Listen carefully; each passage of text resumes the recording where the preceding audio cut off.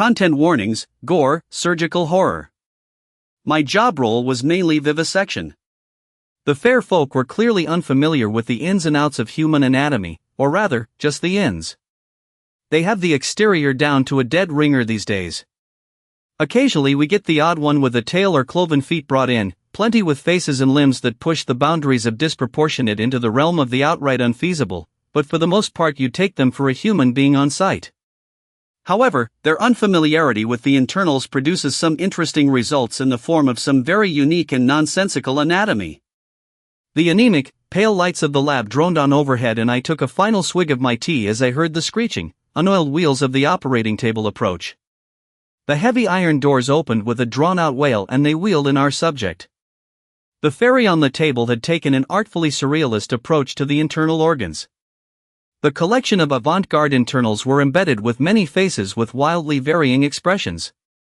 The one that I believe was trying to resemble a heart splayed open in a spiraling, elongated face that I had previously remarked to Amy was the spitting image of Munch's famous masterpiece.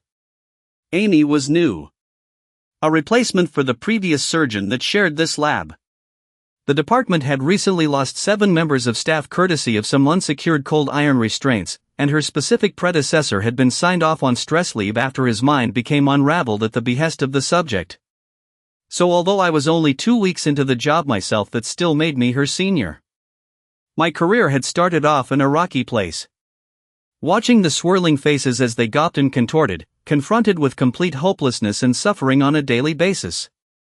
This made me realize cashier work wasn't for me. So when I was offered a research job working with the very creatures I had written my master's dissertation on, I couldn't accept fast enough.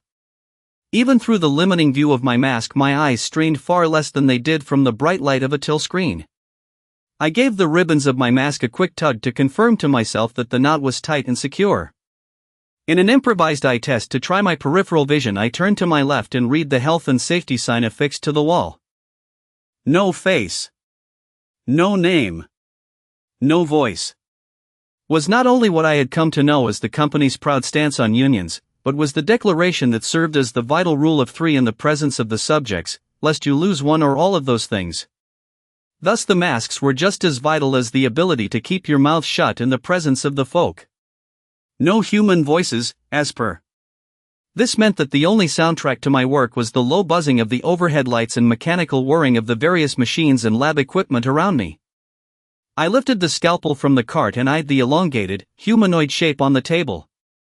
Bathed in the fluorescent overhead lights of the lab, the internals of the creature took on a sickly yellowish sheen that made the swirling faces therein look jaundiced. Upper management wants the heart removed from this one as well. The organ howled and twisted inwardly into a pseudo-snarl as I brought the scalpel close. As I began to prod the aorta with a gloved hand, the lights blinked.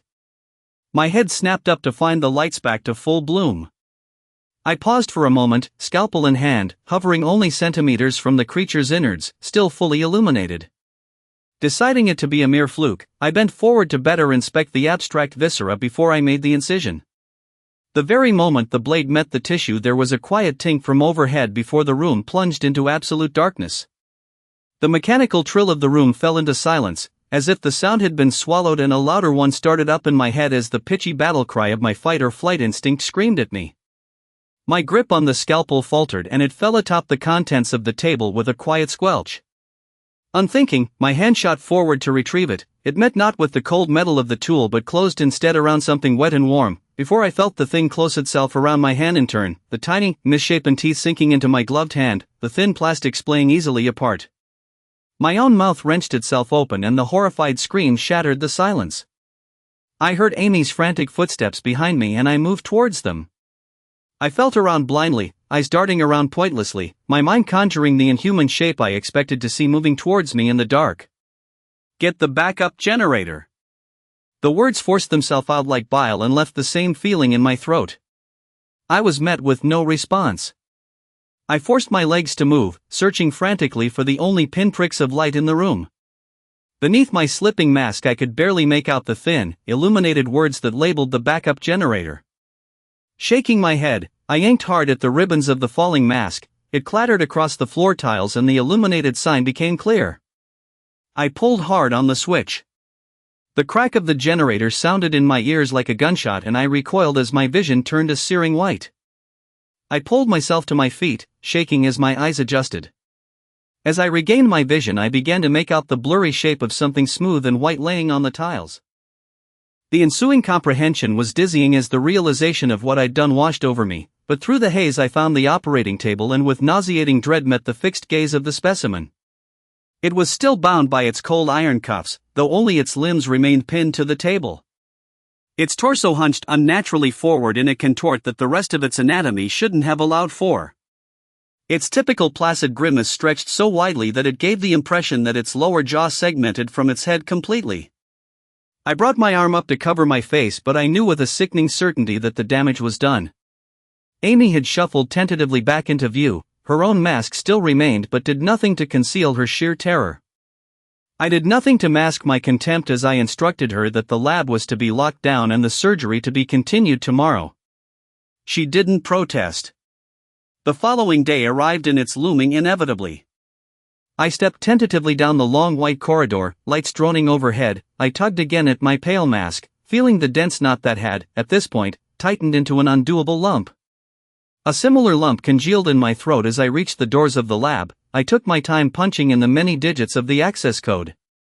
In lieu of being able to openly utilize any form of facial recognition, the passwords and entry codes were lengthy and paranoid in their complexity.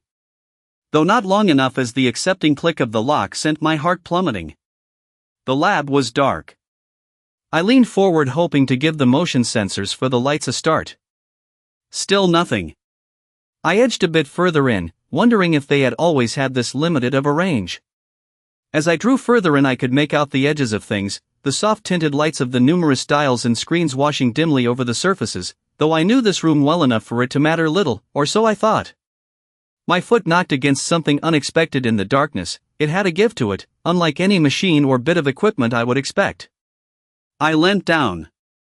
The hazy red light of a monitor was enough to illuminate the slackened face of Amy, whose wide-open mouth mirrored the look of what had been done to her torso. I staggered back, losing my balance as I lost my footing to a dark puddle pooling on the tiles. I sat breathing raggedly, my throat raw and allowing for only retches.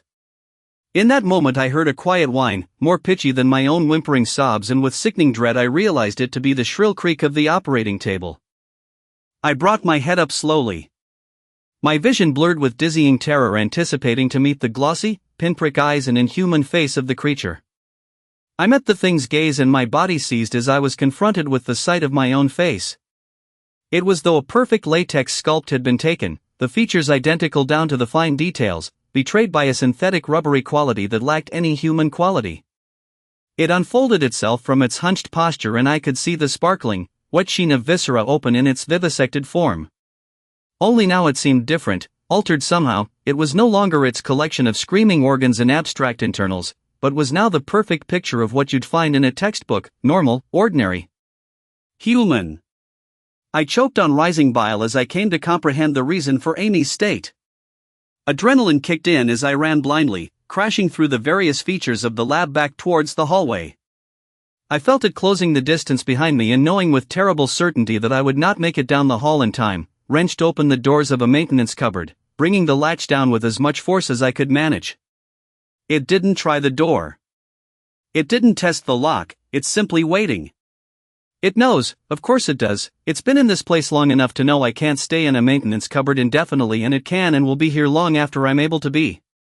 It's here to stay, and I sit wondering what will become of this place, what will become of this world with this inhuman creature that now finds assimilation with its human face. My face.